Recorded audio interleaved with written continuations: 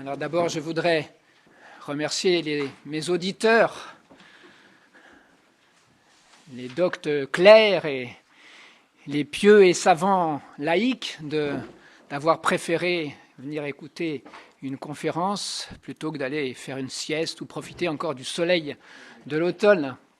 Alors pour vous donner un peu l'eau à la bouche, ou alors pour décidément vous conforter dans l'idée de faire une bonne sieste, je vous donne déjà mon plan. Je vais vous parler de la médiation de la Sainte Vierge, plus précisément dans la liturgie.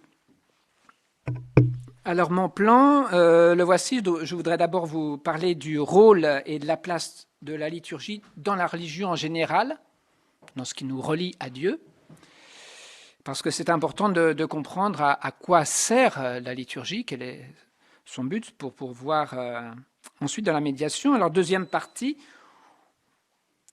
bon, si vous voulez la première partie, rôle de la liturgie, on pourra voir que la liturgie approuve le culte qu'on peut rendre en privé au bon Dieu. La liturgie développe et favorise ce culte.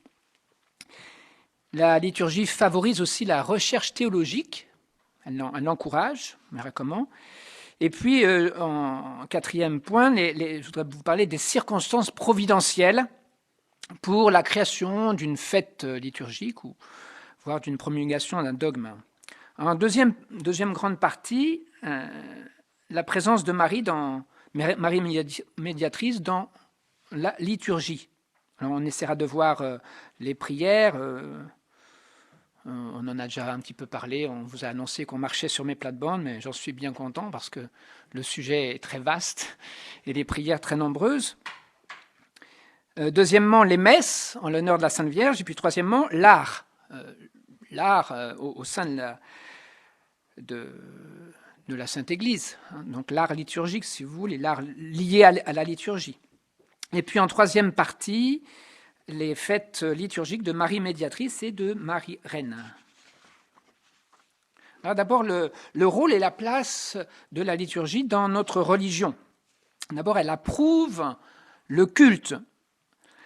Alors, il faut bien se mettre dans l'idée quand même que ce qui est premier, c'est la vérité.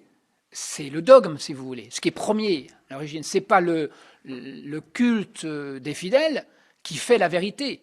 Ça pourrait être une idée qui pourrait planer à notre époque. Voyez, parce qu'un grand nombre de gens ont telle dévotion, alors c'est ça qui est bon. Voyez, et il faut qu'on arrive ça. Il y a eu un groupe à la mort de Jean-Paul II, et tout un groupe, là, les Faux-Colariques, qui ont demandé la canalisation tout de suite. Alors, bon, le pape a dit, calmez-vous quand même. Hein. C'est pas parce que le peuple demande que c'est vrai. Il faut faire une enquête. Ce n'est pas parce qu'une liturgie existerait quelque part, admettons, qu'elle est vraie. Et il faut après que l'Église la codifie, la clarifie et la définisse, l'approuve. Hein. Mais la réalité donc, est première.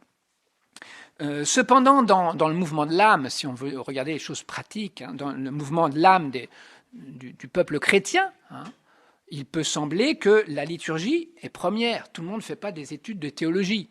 On dit pourquoi vous priez, pourquoi vous demandez quelque chose à la Sainte Vierge. Parce que j'ai été une super session sur la médiation et que j'ai compris ci et ça. Alors ça peut être, on le verra, ça peut être l'origine de votre dévotion. Mais vous priez à la Sainte Vierge tout simplement parce que, comme disait, je crois, le Père Jean, votre maman vous a appris, tout enfant a prié à la Sainte Vierge. Voilà. Et puis ça ne vous pose pas de problème. Donc, dans ce mouvement de l'âme, le culte peut et est le premier. Bien sûr, il est quand même enraciné sur toute une tradition. C'est pour ça qu'il est important qu'il n'y ait pas de coupure, voilà, qu'il n'y ait pas de nouveauté. Une nouveauté qui n'est pas enracinée est toujours suspect. Alors, le culte, qu'est-ce qu'il vient faire, le culte universel général ? D'abord, il honore Dieu et les saints. Donc là, il honore la Sainte Vierge, le culte à la Sainte Vierge. Mais aussi, il trouve une aide. Donc on peut dire que le ciel y gagne et que la terre y gagne. Bien sûr, la terre y gagne plus que le ciel, le ciel gagne en justice, mais la terre gagne en miséricorde. Alors la liturgie vient approuver, la liturgie donc officielle de l'Église, donc les textes officiels, viennent approuver, cautionner, couronner le culte, les dévotions privées, qui sont sous-jacentes, qui sont là dans l'Église depuis toujours, mais ils ont besoin d'une approbation. Et puis, la liturgie vient préciser le but d'un culte, voilà. Nous donner les aboutissants, les pourquoi. C'est ce qu'on essaye de vous expliquer dans cette session. Voilà. Pourquoi il est intéressant de savoir que Marie est médiatrice, aller-retour, dans les deux sens. Alors, je me borne à des questions liturgiques. Il y a au départ des formules très générales. Alors c'est bon de se redire ça, parce qu'il y a des prières qu'on dit très, très souvent, habituellement, et on n'en voit pas forcément toujours la profondeur. Par exemple, priez pour nous, Sainte Mère de Dieu, afin que nous soyons rendus dignes des promesses de Jésus-Christ. Notre Seigneur fait des promesses, et il faut que la Sainte Vierge prie pour obtenir ces promesses pour nous.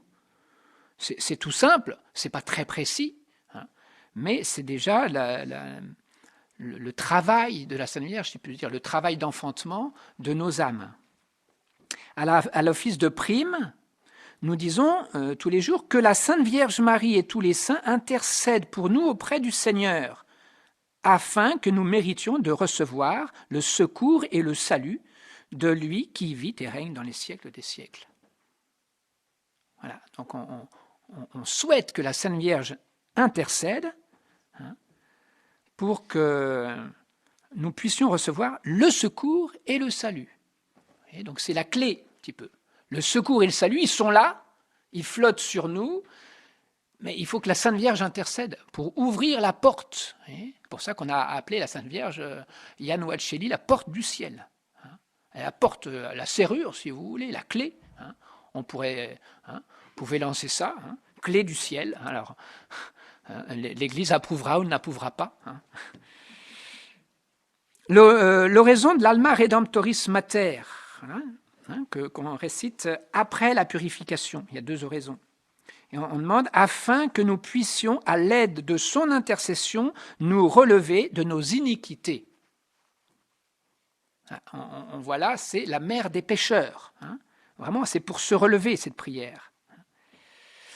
Alors, ceux qui disent le petit office de la Sainte Vierge, à prime, on dit, secouru par sa protection, secouru par sa protection, nous célébrions sa mémoire d'une manière qui vous soit agréable. Et puis, au complis, Marie, Mère de grâce, Mère de douceur et de clémence, protégez-nous contre nos ennemis et recevez-nous à l'heure de la mort. C'est ce qu'on dit aussi dans le Je vous salue Marie tous les jours. On lui parle de l'heure de notre mort. Donc là encore, une porte, une clé. Alors, selon les fêtes, les différentes fêtes de la Sainte Vierge, la liturgie va permettre de préciser une chose ou une autre, parce que c'est très vaste, évidemment. La liturgie, la théologie est une chose très, très riche. Enfin, la liturgie va mettre à notre disposition ce que la théologie nous enseigne. Disons ce que la doctrine, le catéchisme, tout simplement, nous enseigne. Mais comme on ne peut pas dire ça d'un coup, on va dire en petits bouts. D'où la nécessité de multiplier les fêtes qui ont chacun une facette de la grâce de Dieu. Alors, je vous donne quelques exemples. Par exemple, pour l'Immaculée Conception, voici l'oraison. Accordez-nous par son intercession, alors il y a toujours cette clé, l'intercession, qu'étant purifiés de nos fautes, nous parvenions jusqu'à vous. Voilà. Marie immaculée, Marie sans faute, elle est là pour nous purifier. Notre-Dame des Sept Douleurs, le verset après l'hymne des Laudes dit ceci, « Ô Vierge Marie, par le mérite de tant de douleurs », alors là c'est la cause. Pourquoi Marie est médiatrice? Voilà.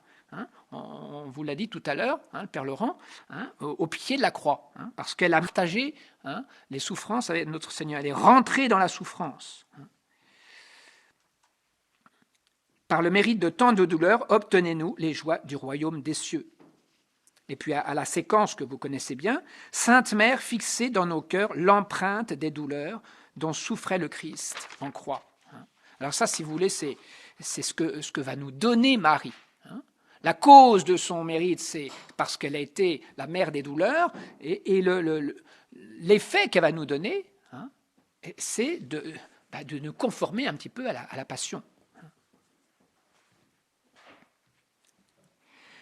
Alors les fêtes liturgiques vont aussi nous préciser les grandeurs à admirer, les grâces à demander.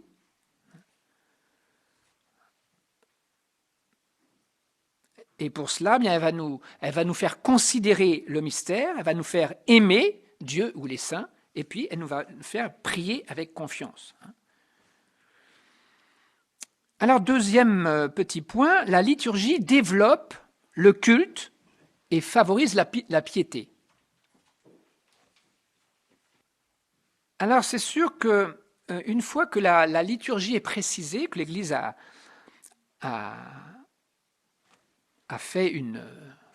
décidé d'une fête ou la solennise davantage, la piété va s'épanouir. Il va y avoir une ferveur nouvelle. Quand on crée une fête, ça crée quelque chose de nouveau. Je vous dis qu'il ne fallait pas de nouveau dans l'Église, mais tout ce qui existe, toute la foi qui nous a été transmise par nos pères, est une réalité. On croit à tout ce que l'Église nous a révélé. Est-ce qu'on sait tout maintenant? Ça, c'est bien autre chose. Même les théologiens ne savent pas tout. Les grands théologiens ne savent pas tout, sinon il n'y aura plus de théologiens, il n'y aura plus de chercheurs.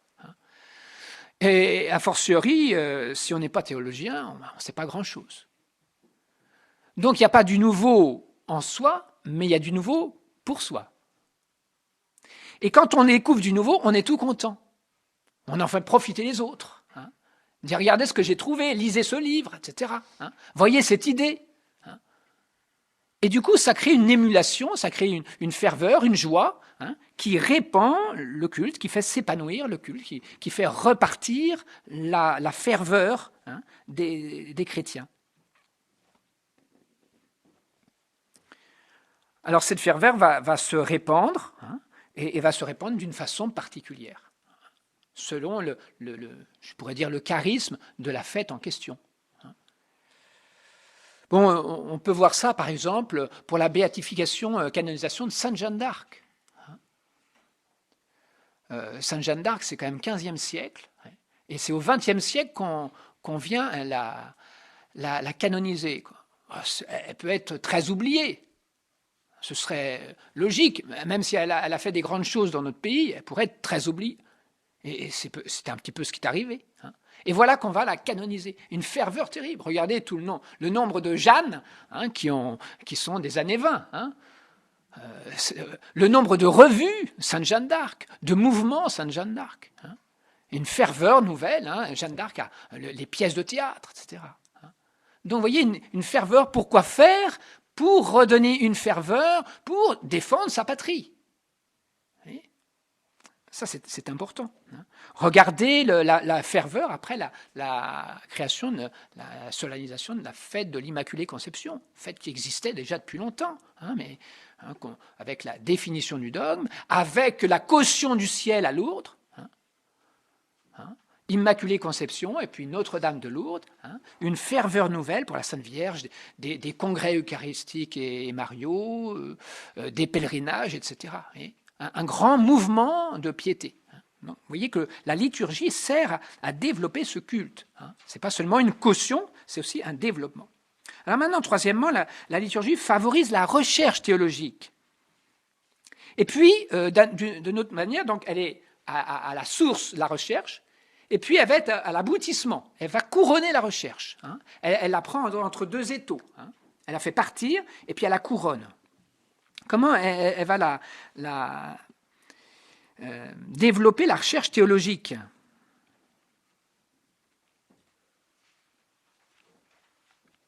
Bon, alors, d'abord, c'est sûr que la liturgie est une première caution de l'Église. C'est un acte du magistère. Cette messe est autorisée. Déjà, quand une messe est autorisée, c'est quand même quelque chose de relativement certain. Ce n'est pas dogmatique, c'est-à-dire qu'on n'est pas hérétique si on n'y croit pas, mais il est téméraire de s'y opposer. L'Église décide qu'on peut dire la messe en l'honneur de telle chose, telle vérité ou tel saint. C'est une caution.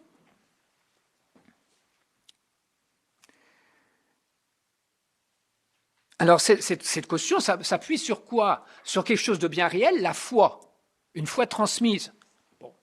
La Sainte Écriture, pas toujours, des fois on ne voit pas de traces, les pères de l'Église, donc toute la tradition, les enseignements des papes, voilà, tout ce qu'on vous donne, les docteurs, voilà, tout ce que vous donnent les autres doctes conférenciers. Voilà. C'est déjà appuyé là-dessus. C'est déjà transmis depuis l'Antiquité.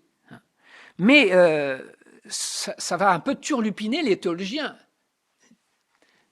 Les théologiens sont des gens un petit peu chatouilleux, qui veulent des distinctions, qui veulent des précisions, qui veulent des preuves, même si par ailleurs ils ont la foi et la piété de tout un chacun. Mais ce sont des gens qui, dans leur domaine, ont besoin de précision, et c'est bien nécessaire. Alors au fur et à mesure de l'avancement du culte et de la liturgie, les théologiens vont vouloir préciser, justifier, voilà, éventuellement contrer, s'ils sont opposés. Mais finalement, l'opposition est toujours un gain. Alors si elle est faite de façon pieuse, je ne suis pas d'accord, donc j'écris, je dis, je cherche, alors ça fait avancer la recherche.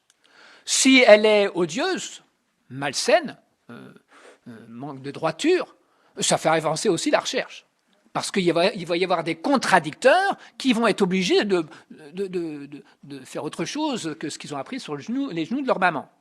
Donc ils vont être obligés d'apporter des preuves, des arguments, etc. Et c'est comme ça que la vérité se distille et se fait connaître à nous. Quand vous regardez la Somme de saint Thomas, ils mettent toujours des oppositions au début. Ils commencent par toujours les arguments contraires. Et quand vous lisez cela, vous restez un peu assis. 5 objections, et c'est bien argumenté, c'est bien fait. Des fois, vous restez un peu baba, vous dites, bah oui, il a raison. Puis après, il vous dit, mais c'est le contraire. Ah bon. Alors, il vous donne la réponse. Et ce n'est pas des réponses toutes faciles. Bon, il y en a qui sont plus ou moins faciles que d'autres. Mais ça fait avancer les oppositions. Alors, d'où prend-il ces oppositions? Parmi des opposants, tout simplement. Parmi des inventions qu'il se fait lui-même, on pourrait objecter, si bien qu'il a dû faire des objections qui n'existaient pas à son époque, mais qui existent maintenant. Voilà, c'est très intelligent. Mais il y en a d'autres, c'était des hérétiques ou alors des pères et docteurs qui disaient ça dans un petit passage, coupé au ciseau, sorti du contexte. Voilà. Donc la liturgie, le fait de faire, de lancer là sur le terrain de la dévotion une fête, va faire fonctionner la machine intellectuelle.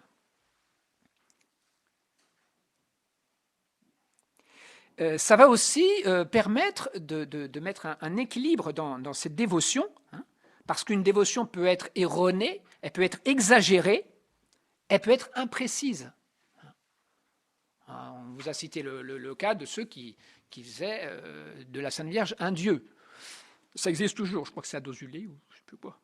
Il y a quelque chose comme ça. La Sainte Vierge est complètement divinisée. Alors, elle n'est pas divinisée au sens où on l'entend pleine de la grâce de Dieu, mais elle fait partie de Dieu, de toute éternité. Alors, voilà. Alors, c'est bien sûr un amour fou de la Sainte Vierge qui fait dire ces bêtises-là. Et évidemment, ça dessert l'amour de la Sainte Vierge, parce qu'après, il y en a qui disent vous faites de la Sainte Vierge un Dieu. Et là, en l'occurrence, ils ont raison. Donc, la liturgie, vous voyez, favorise la recherche théologique et nous fait progresser donc, dans la connaissance de ces saints, dans l'amour, dans le service de Dieu. Alors, une piété qui serait mal enracinée, mal éclairée, elle manquerait de souffle, elle va s'éteindre assez vite. Voilà. Bon, une théologie sans liturgie, sans culte, ben, elle ne sert à rien. Elle sert aux savants. Mais elle ne sert pas à l'ensemble des chrétiens.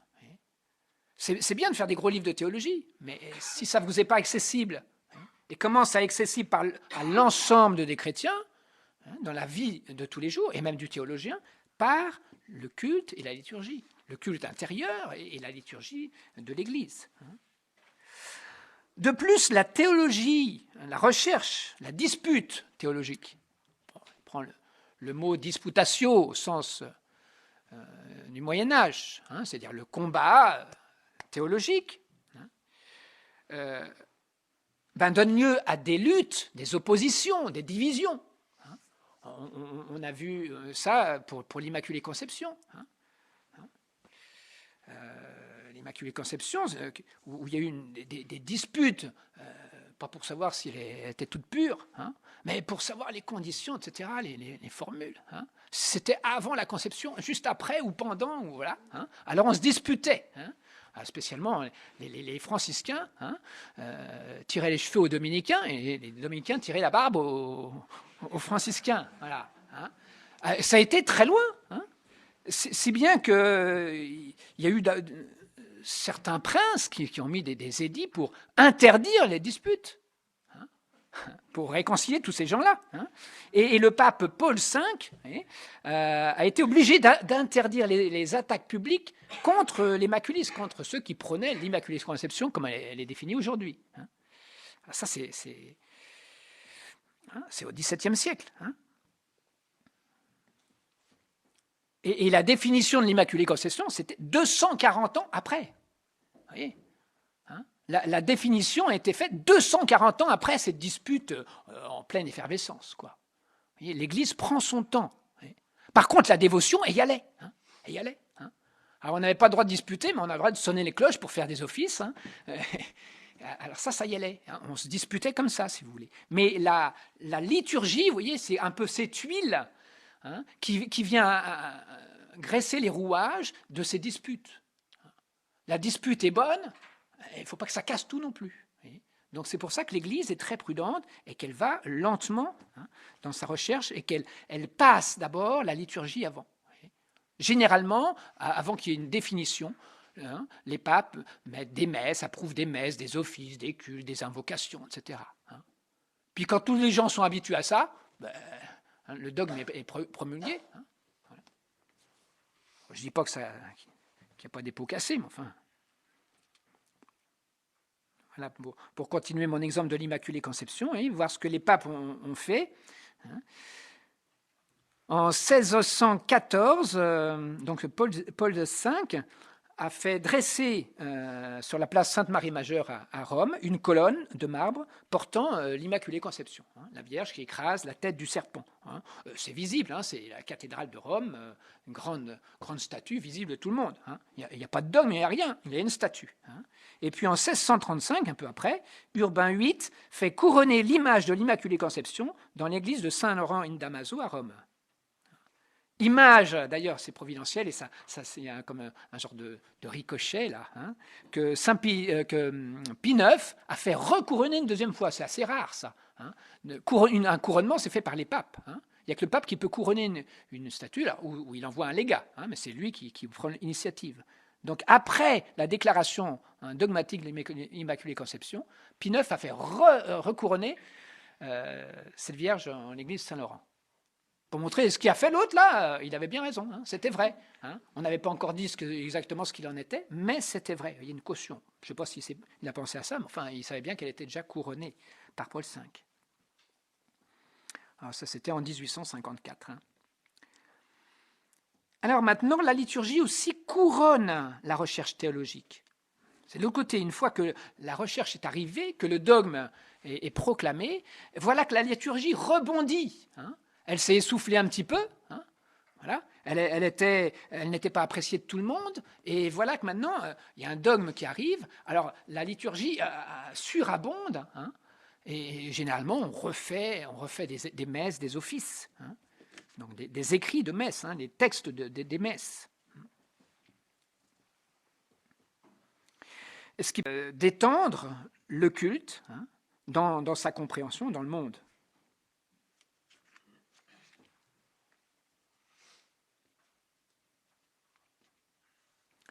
Voilà, ça va être le moyen, si vous voulez, comme je vous disais tout à l'heure, de propager cette vérité qui vient d'être définie. Alors, c'est le pape Pie XII, je vous le reciterai tout à l'heure, dans son encyclique Ad Aecere Reginam du 11 octobre 1954, où il annonce qu'il va faire une fête de Marie-Reine. Alors, c'est un petit chef-d'œuvre parce qu'il reprend, c'est un petit document de théologie, si vous voulez, il reprend tous les éléments, un petit peu toutes les conférences qu'on vient de faire, quoi. Tous les lieux théologiques, la Sainte Écriture, les pères, les docteurs, la liturgie, etc. Ses prédécesseurs, par autant de paragraphes. Et donc, il montre bien que la liturgie va servir.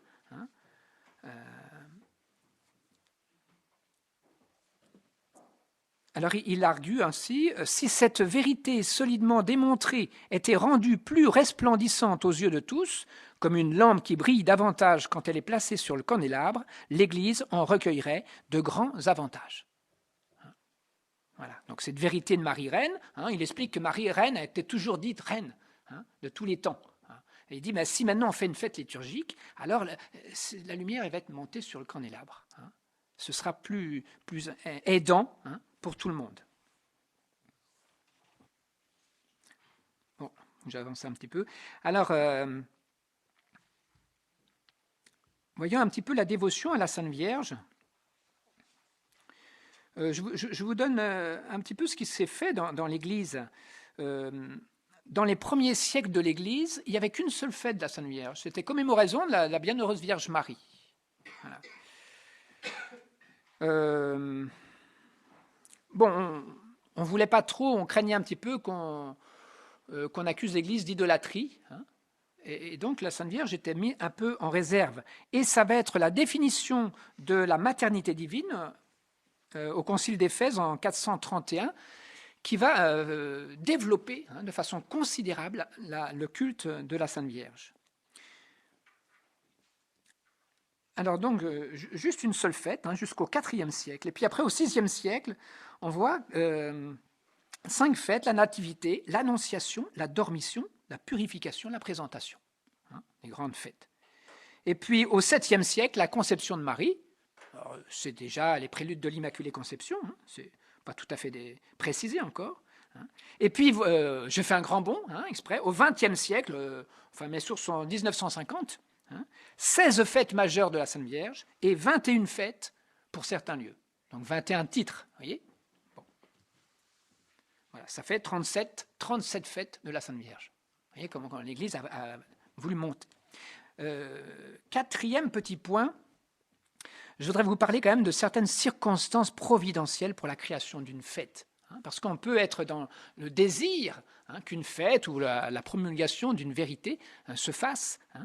Et il peut y avoir des circonstances prises au vol par les papes. Alors comment se propage un culte, une dévotion? D'abord par le voyage. On se balade. Vous êtes à Morgon, vous repartez à Tours, à Reims, à Blois, à Marseille, et puis patati, patata, vous allez dire ce que vous avez entendu. Vous lisez ça dans les livres de piété. La dévotion s'est propagée à l'Europe, au Canada, etc. Pourquoi? Par les voyages. De France, on allait au Canada. Après, au Canada, il descendait aux États-Unis, etc. Le voyage. Donc, l'apostolat, si vous voulez. La meilleure compréhension. Une meilleure compréhension vous fait développer le culte. Ah oui, je comprends mieux. Ah bah oui, mais donc c'est important. Voilà. Donc vous en servez, puis vous faites partager vos amis, vos parents. Il peut y avoir aussi des événements providentiels. Alors, je vous en donne 2. Le premier, c'est la fête de la Transfiguration. Ça n'a rien à voir avec la Sainte Vierge, mais c'est pour vous montrer qu'il y a des providences qu'il faut être... Alors ça se passe au XIVe siècle. Un franciscain, au hasard, Jean de Capistran, père angevin, il y a des gens angevins par ici, voilà. Sur l'ordre des papes successifs, il parcourt toute l'Europe pour coaliser les princes chrétiens pour lever une armée contre qui, devinez, les Turcs, les musulmans, hein, qui, on le sait maintenant, ne sont pas violents et n'étendent pas leur religion par la guerre, hein, par la force. Bon. Alors, en 1456, au mois de juillet, Mahomet II assiège Belgrade.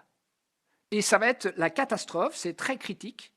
Alors, Jean Capistran, vite fait, rassemble 4000 guerriers, hein, et il se met à la tête de ces guerriers. Hein, il n'a pas peur, le brave. Hein, et il vient au secours de ceux qui sont assiégés. Hein, et c'est la victoire. Hein. Et bien là, pour remercier le ciel, le pape institue la fête de la transfiguration. Et il la met pour l'Église universelle. Vous voyez ? Transfiguration, c'est la victoire du Christ, si vous voulez, c'est la gloire. Hein. Bon. Le deuxième exemple que vous connaissez bien, c'est le Très Saint Rosaire. Hein. Alors, c'est pas si loin que ça, hein, par rapport à cette première, en 1571, hein, Pie V, après la bataille de Lépante, va instituer la fête de Sainte Marie des Victoires, qui va être changée de titre l'année d'après, pour qu'elle soit plus tactile, plus pratique pour les chrétiens, je pense, hein, et Bienheureuse Marie du Rosaire. Voilà, premier dimanche d'octobre. Alors, vous voyez, là, ça, c'est la providence. Hein. Alors, à noter que c'était toujours contre les musulmans. Voilà. Hein. Bon. Comment s'est propagé aussi cela? Les suppliques. Alors, attention, les suppliques. Je ne crois pas beaucoup, et spécialement dans l'Église, au suffrage universel, la supplique de la base. D'ailleurs, les papes n'ont jamais tellement reçu les suppliques de la base. Hein. Les suppliques passaient par les évêques. Hein. C'est les évêques qui faisaient les suppliques, c'est les docteurs, ceux qui savent, voyez, hein, ceux qui savent et qui ont autorité pour demander quelque chose au pape. Hein. Alors, il se peut que les fidèles pressent leur évêque, ça c'est leur affaire. Hein. Mais la supplique, elle venait des évêques. Mais en l'occurrence, là, il y a eu d'autres suppliques. Là, le frère Diogo Joseph va être très content. C'est la reine d'Espagne, hein, la reine Anne-Marie, qui a obtenu l'extension de la fête du Très Saint Rosaire, qui n'était pas pour l'Église universelle au départ, hein, à toute l'Espagne. Voilà. Et deuxième occasion providentielle pour cette fête du Saint Rosaire, ça se passe en 1716. Voilà. Hein, vous voyez, donc quand même... quelque temps après, le 5 août, l'empereur Léopold d'Autriche est victorieux des musulmans, toujours. Voilà, toujours eux, dans la ville de Peterswarden, ou Daim, je ne sais pas comment ça se dit, en Hongrie. Et en action de grâce, c'est l'empereur qui demande au pape Clément XI d'étendre cette fête du Saint-Rosaire à l'Église universelle. Et le pape accepte ça. Hein. Voilà. Alors ça, c'est le 5 août 1716. Du moins dans la victoire. Alors la demande, ça suit, quoi. Et donc les chefs temporels aussi peuvent avoir un rôle, hein, ou telle personne, hein, tel prêtre, des fois. Hein. Alors c'est Léon XIII qui va l'élever au rite de double de seconde classe, hein, et Saint Pie X qui la fixera le 7 octobre. Alors on peut espérer que la fête Marie Médiatrice trouve aussi, hein, une occasion providentielle. Elle sera peut-être aussi contre les musulmans d'ailleurs. Hein. Alors deuxième grande partie. Bon. La présence de la médiation de la Sainte Vierge dans le culte liturgique. Alors d'abord les prières et dévotions chrétiennes de la liturgie. Alors, on vous en a déjà parlé, je vais essayer d'aller un peu vite. Mais c'est quand même important parce que ce sont des prières que vous utilisez. Voyez. Alors, il faut pouvoir se dire dans une petite antenne, ding, hein, ah tiens, ça c'est la médiation. Vous voyez, on récite les prières, on est habitué. Ah, ça c'est Marie médiatrice. Hein. Ou du moins, il y a des choses dedans. Hein. Alors, l'Ave Regina Caelorum, écrite au XVe siècle. Non, ça remonte qu'il a fait remonter à Saint-Éphrem, d'autres à Saint-Bernard. c'est pas toujours très clair, hein, les auteurs ne sont pas toujours d'accord non plus. Hein. Donc les manuscrits les plus anciens qu'on a aujourd'hui, c'est au 7e siècle. Il y a eu d'ailleurs plusieurs versions. Celle que nous utilisons de nos jours est trouvée dans des écrits de Clément VIII, 1592, 1605. Voilà le passage qui nous concerne. D'abord, un passage où il dit reine, il l'appelle reine, reine des cieux. Alors, je vous dirai tout à l'heure, hein, le mot reine est très important dans la médiation, à mon sens, parce que le roi, la reine, est tout-puissant. Enfin, dans toute la pensée de tous les hommes, un souverain, c'est celui qui est au-dessus, hein, et qui est puissant.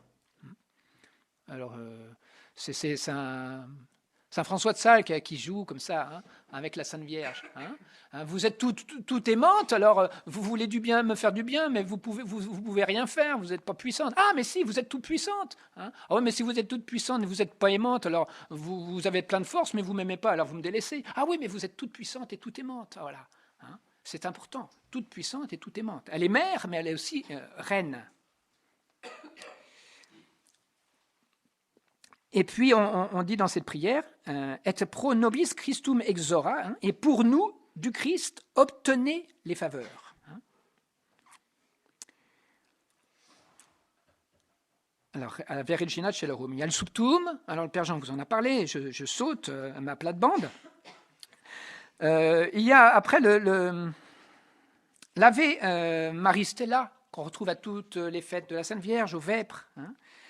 Une prière qui est attribuée à Venance Fortuna, hein, évêque de Poitiers. Il a vécu entre 530 et 607. Venance Fortuna, évêque de Poitiers, bien de chez nous. Alors, dans cette prière très belle, les hymnes, c'est très intéressant parce que on a le temps. Hein, on a le temps de dire les choses. Dans une oraison, il faut que ce soit concis. Hein. Les hymnes, au contraire, on s'étale. Hein. Et si vous êtes en Orient, hein, c'est la mer. Hein. Pas la mer Rouge qui se rétracte, mais hein, la mer qui déborde. Ça n'en finit plus. Il y a des pages et des pages. Hein. Établissez-nous dans la paix. Alors, si vous voulez, là, on voit dans la médiation, on voit qu'est-ce qu'elle peut faire, la Sainte Vierge. Dans d'autres, on verra à qui elle peut faire. Est-ce qu'elle est que pour les justes, que pour les pécheurs, etc. Ici, on voit qu'est-ce qu'elle peut faire. Établissez-nous dans la paix. Ah bon, ça nous intéresse. Brisez les liens des coupables. Ah, voilà, ça c'est qui? Procurez la lumière aux aveugles.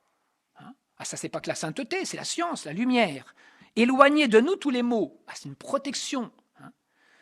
Les maux dont nous souffrons. Obtenez-nous tous les biens. Ça c'est le résumé. Voilà. Et à la fin, elle précise qu'ils reçoivent par vous nos prières. Ah, ça c'est le mouvement ascendant. Celui qui pour nous voulut être votre fils, ça c'est la cause, hein, c'est la maternité divine, hein, une des causes. Hein. Et la demande continue, après nous avoir délivrés de nos fautes, hein, voilà, la délivrance n'est pas attribuée à notre Seigneur, vous voyez, mais à la Sainte Vierge. Hein. Rendez-nous doux et chastes, accordez-nous de vivre en pureté, avec pureté, faites que notre voie soit sûre. Voilà, vous avez l'Alma Redemptoris Mater, hein, attribué au bénédictin Hermann Contra, c'est début du XIe siècle.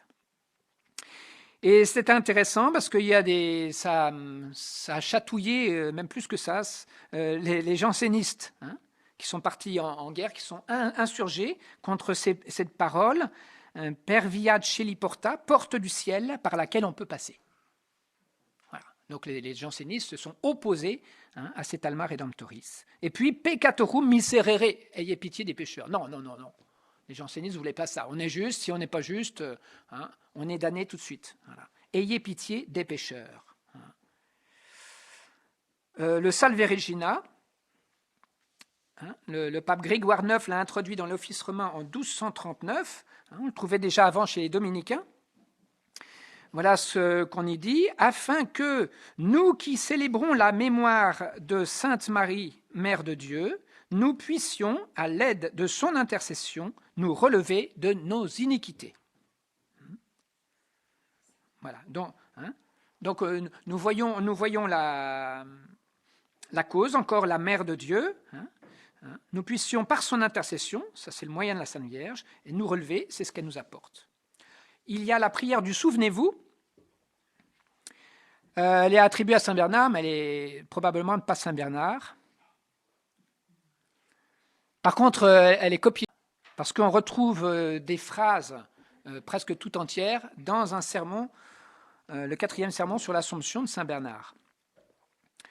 Enfin bref, on la trouve aujourd'hui, la première fois où on la trouve, c'est dans les écrits d'un cistercien, Nicolas Salicetti, en 1489. Et bon, les formules aussi varient un petit peu. Voilà ce qu'on est dit, miséricordieuse Vierge Marie. La miséricorde. Qui est-ce qui peut faire miséricorde sinon Dieu, normalement? Donc c'est le bon Dieu met dans ses mains sa miséricorde pour qu'elle nous la transmette. Aucun de ceux qui ont eu recours à vous ont été abandonnés. Donc ça, c'est une puissance totale. Ça marche à tous les coups. C'est ça que la prière veut nous dire. Il n'y en a pas pour qui ça ne marche pas, si on a recours, bien sûr. Elle est appelée Vierge des Vierges, Mère des Hommes. On vous a déjà parlé de ça, de la maternité spirituelle. Et la toute-puissance de sa royauté sont dites en ces termes, je me prosterne à vos pieds. Devant qui on doit se prosterner normalement? Devant Dieu. Il n'y a pas la même dévotion, vous voyez, envers les saints. On ne se prosterne pas vraiment devant les saints. On les vénère de façon toute spéciale, mais vous voyez, c'est cette prière-là, je me prosterne à vos pieds, elle pourrait être choquante pour certains, effectivement, si elle est mal comprise. Bon, alors je passe un petit peu. Je voudrais arriver à la liturgie orientale. Alors, le Père Jean là n'a pas marché du tout dans mes plates-bandes, mais il vous a annoncé des choses que je ne vous dirai pas. Par contre, je vous dirai ce que j'ai trouvé ailleurs. J'ai trouvé des choses très belles dans la liturgie arménienne. Ces liturgies sont très humaines, c'est-à-dire qu'elles parlent avec nos mots, voyez, nos mots, notre vocabulaire, notre cœur, si vous voulez. Mère de salut du genre humain. Alors je vous dis, c'est une hymne, je vous en dis que des bribes parce que ça faisait 3 pages. Je vous dis ce qui m'a retenu de façon plus particulière pour parler de la médiation. Mère de salut du genre humain. Mère de salut. C'est comme un titre. Elle est mère de salut. Par vous fut brisé le sceau de la condamnation. Tout ça, on pourrait l'attribuer à notre Seigneur. Donc on voit que ça passe de notre Seigneur à Marie. Par vous redresser la première mère pécheresse. Ça parlait de la nouvelle Ève. Vous, gloire de la virginité humaine. Vous, joie des anges. Vous, libératrice de la malédiction. Alors c'est vraiment la médiation. Libératrice de la malédiction. Par vous, le monde surnaturel s'est complu parmi les hommes. Par vous, c'est le ciel qui descend sur la terre. Mais il descend et il se complaît. C'est une chose de descendre. Mais de se complaire, c'est autre chose. Et il faut la bonté de Marie pour que le ciel se complaise.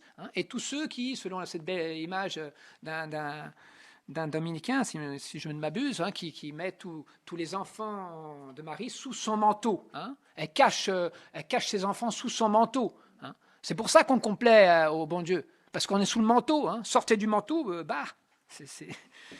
Par vous, le monde surnaturel s'est complu. Réjouissez-vous, Mère de Dieu, trône de salut et espérance du genre humain, médiatrice de la loi et de la grâce. Voilà qui est clair. Alors la Sainte Vierge aussi est rapprochée d'Ève. Et sa médiation est très marquée encore dans ces phrases. Par vous, le monde surnaturel s'est complu parmi les hommes. C'est ce que je viens de vous dire. D'autres petits flashs sur une autre liturgie éthiopienne. Voilà, c'est encore un peu plus noir. La fête du 10 février. C'est une fête dans la liturgie éthiopienne qui s'appelle le pacte de miséricorde. Ah, c'est très beau, hein, pacte, hein, une alliance de miséricorde. Hein. Qu'est-ce que reçoit le bon Dieu en compensation, hein? La Sainte Vierge est là pour donner les deux mains, hein, la main de l'homme et la main de Dieu, si on veut dire. Hein. Il y a un pacte. Hein. C'est la miséricorde qui joint ces deux choses. Hein. Alors là, c'est plus imagé, c'est une mise en scène. Hein. C'est la Sainte Vierge qui parle à notre Seigneur. Hein. Alors Marie supplie son fils, hein, à cause de tous les bienfaits qu'elle lui a rendus. Voilà, tous les bienfaits qu'elle a rendus, c'est quoi? C'est d'être mère. Hein. Elle a été mère. Hein. Alors elle dit, j'ai été votre mère. Hein. Alors elle le supplie, hein, qu'il veuille bien accomplir pour elle tout ce qu'elle a dans son cœur. C'est osé, hein, ça. Hein. J'ai quelque chose à vous demander. Bon, ça dépend quoi, hein. Ah ben tout ce que j'ai dans la pensée, tout ce que j'ai dans le cœur. C'est donc universalité. Et alors on voit Jésus qui descend entouré d'anges, hein, il descend du ciel, et il répond ceci, « J'exaucerai ta demande, et je jure que je ne ferai pas avec toi un pacte qui serait un mensonge. » Voilà. Donc tout ce qu'elle a dans son cœur, le bon Dieu l'exauce. Et dans une autre hymne, « Ayez pitié de moi, Vierge, soyez-moi propice en tout temps. Si vous avez pitié de moi, qui pourra me condamner? Le juge du corps et de l'âme, n'est-ce pas votre Fils ?» Voilà, ici encore, c'est la maternité qui est la raison de la médiation.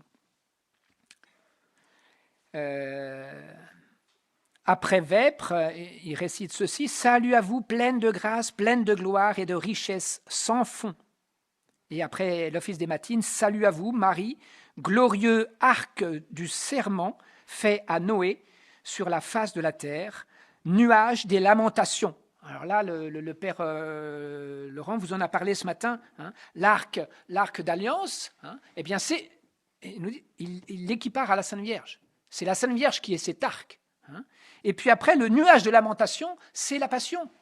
Hein, c'est le glaive de douleur. Hein, nuage de la lamentation. Hein, la Sainte Vierge entourée de douleur. Hein, voilà. Vous voyez les deux fiat. Alors, il faut aller encore plus vite. Je perds mon souffle. Et, deuxièmement, les messes en l'honneur de Marie. Je vais peut-être un peu sauter tout ça. Hein. Je voulais vous donner des flashs sur les différentes messes pour vous montrer que les titres proposés, hein, donnent des idées de la médiation différentes. Donc l'Immaculée Conception, par exemple, c'est l'intercession par rapport à la purification. Notre-Dame des douleurs, hein, c'est la co-rédemptrice, hein, médiatrice parce que co-rédemptrice. Alors, je ne peux pas vous lire tous les textes, là, puis de toute façon, ça vous endort. Hein. Le Saint-Nom de Marie, qui a été étendu à l'Église universelle par Innocent XI en 1683, hein, encore pour une victoire contre les Turcs. Hein, on n'en sortira pas, mais si. À la fin, mon cœur immaculé triomphera. Hein, voilà. Sous les murs de Vienne, hein, assiégé par 2000 infidèles. Hein. Moi,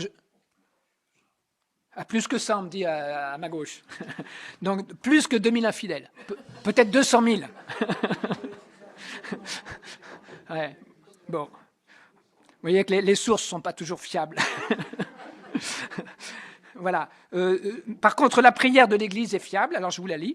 « Dieu Tout-Puissant, vos fidèles se réjouissent d'être protégés en invoquant le nom de la très sainte Vierge Marie. Hein. Depuis le temps qu'elle dit, il faut se consacrer à son cœur immaculé. Hein. Se fier à son cœur, ça suffit. Mais on n'y croit pas. Que sa maternelle intercession leur obtienne d'être délivrés des Turcs, mais enfin là, elle dit de tous les maux sur la terre, et de parvenir aux joies éternelles du ciel. » Voilà la fête du 13 Saint-Rosaire, tout ça. Après, vous avez d'autres titres, Notre-Dame de la Merci, c'est-à-dire de la délivrance. Délivrance contre qui? Contre les captifs. Les captifs de qui? Des musulmans encore. J'y peux rien, c'est comme ça. C'est comme ça, c'est l'ennemi irréductible, et il est là de plus en plus. Hein. Notre-Dame du Bon Conseil, hein, pour ceux qui sont perdus, quoi, qui sont dans l'erreur, dans l'apostasie, etc. Bon Conseil, qu'est-ce qu'il faut faire? Notre-Dame auxiliatrice, si chère à Saint Jean Bosco, celle qui est l'auxiliaire, qui nous aide. Hein, alors, c'est en 1815. Alors là, encore là aussi providentielle. Hein. Pourquoi elle a été faite, cette fête-là, cette messe, hein? C'est Pie VII qui l'a faite en remerciement pour avoir été libéré de prison par Napoléon Ier. Hein. Alors il s'est dit, Notre-Dame auxiliatrice, elle mérite bien une messe. Après la Sainte Vierge, reine de tous les saints, mère du bel amour, hein, ça c'est en Espagne.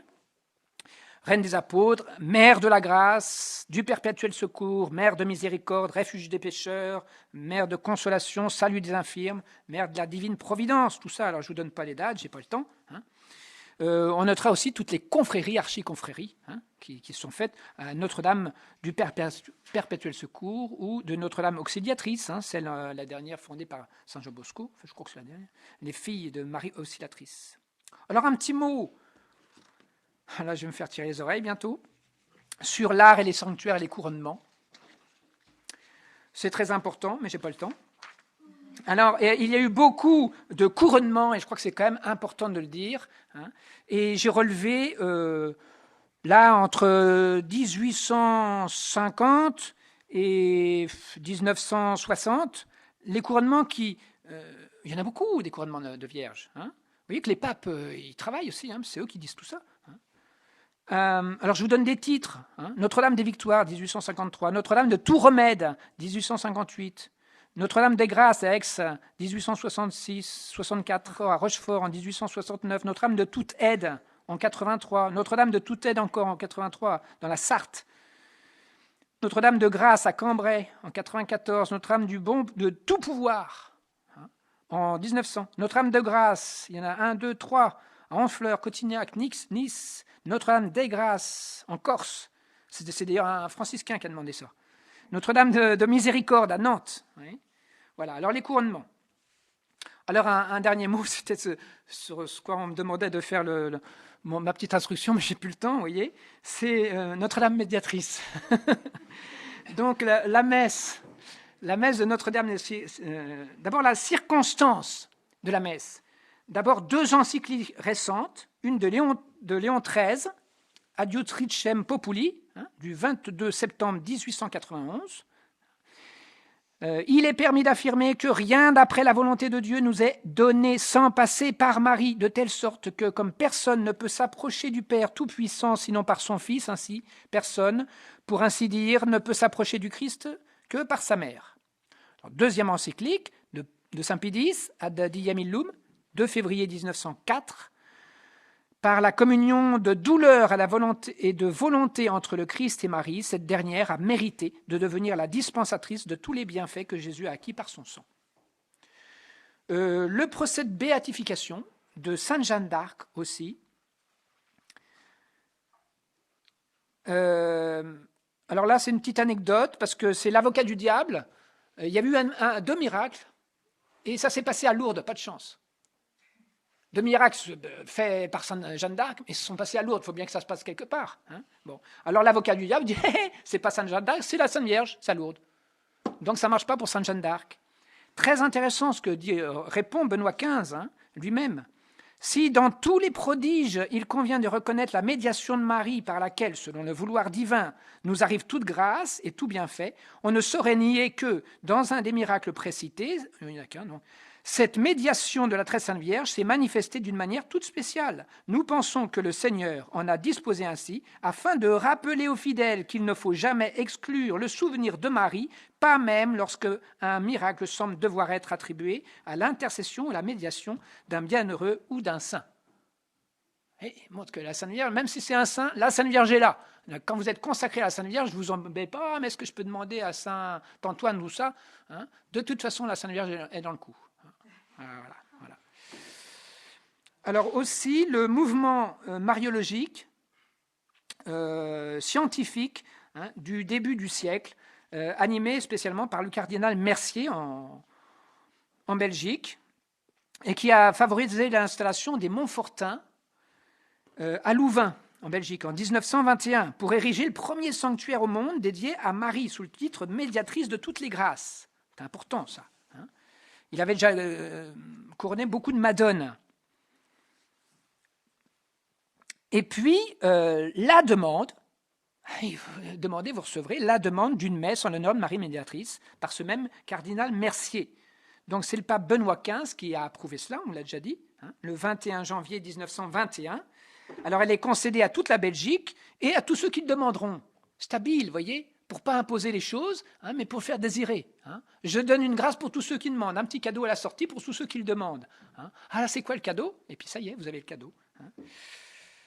Alors, les textes, ben, je n'ai pas trop le temps, donc vous irez chercher, c'est dans vos missels. Hein. En principe, ça dépend quel missel vous avez.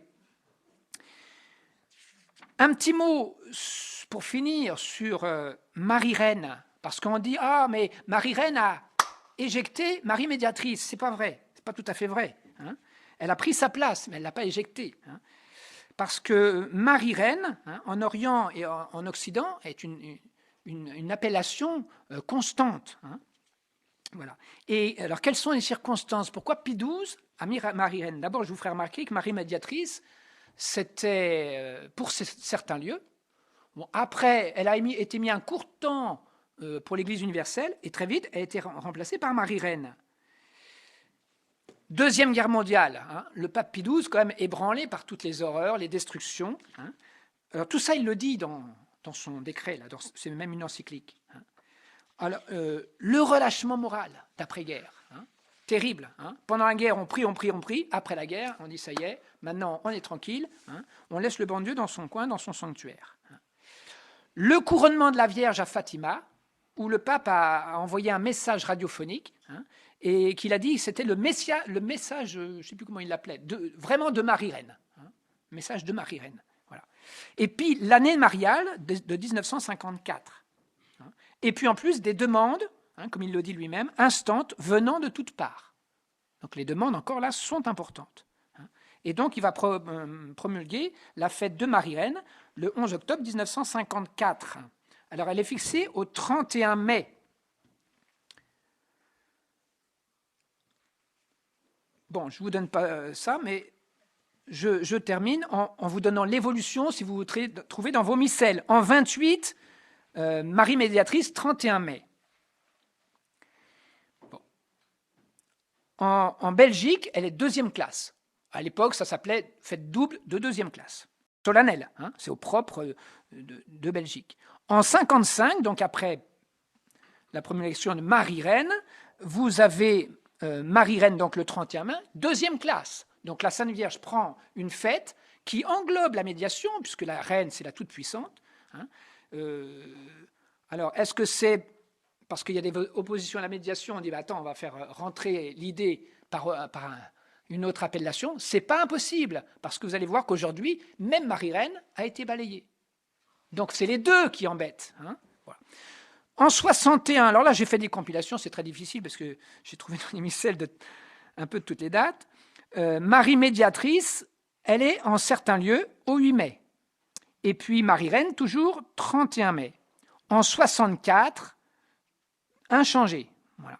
C'est des éditions successives. Et puis en 69, alors Marie médiatrice est complètement supprimée, sauf en Belgique, hein, on ne la trouve plus.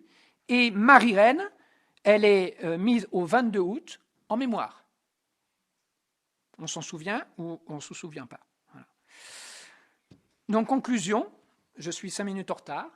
Première conclusion. Deuxième conclusion, vous voyez cet élan hein, de la théologie et de la liturgie, dans laquelle nous pouvons avoir notre part, surtout dans la liturgie. Et notre part par la ferveur. Je pense que la ferveur des peuples, la motivation des docteurs, hein, des chercheurs sérieux, hein, eh bien, ébranlent toujours hein, le ciel hein, et font retomber, coûte que coûte, hein, les vérités. Voilà, donc qu'est-ce que nous pouvons faire, nous? Eh bien déjà, augmenter notre ferveur envers Marie, reine médiatrice universelle. Peut-être ce sera la future appellation d'une future nouvelle messe, quand on aura vaincu les musulmans qui vont nous envahir. Bon. Alors,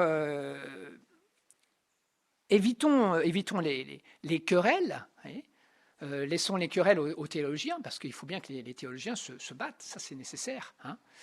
Mais développons par contre cette force de la liturgie, reprenons les messes, reprenons les textes, faisons-les connaître, montrons que la liturgie et ce lien et cette huile qui va d'abord graisser notre âme, si je peux dire, et qui va faire aussi le lien, et peut-être qui va susciter aussi une réaction des autorités pour remettre en valeur davantage la Sainte Vierge.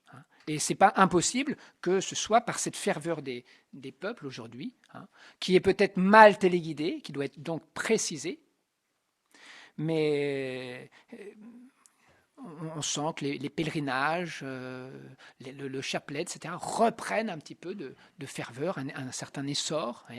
Et c'est par cet essor de la piété que viendra la liturgie et que viendra donc le dogme. Voilà. Je vous laisse. Vous n'avez plus, par ma faute, que 5 minutes pour vous détendre les jambes.